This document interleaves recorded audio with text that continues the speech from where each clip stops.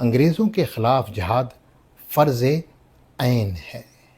یہ آواز کسی عام انسان کی نہ تھی، یہ حضرت فضل حق خیرآبادی کی گرج تھی۔ آپ نے بادشاہ بہادر شاہ ظفر کے دربار میں مشیر خاص کی حیثیت سے انقلاب کی بنیاد رکھی۔ آپ کا فتویٰ وہ شعلہ تھا جس نے پورے ہند کو جگا دیا۔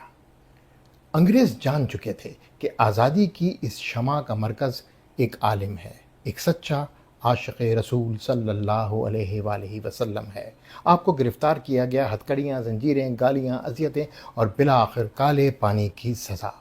انڈمان آئلینڈز کی جیل میں قرآن کی تلاوت پر پابندی، نماز میں خلل، جسمانی مشقت، لیکن زبان سے ایک شکوہ نہیں۔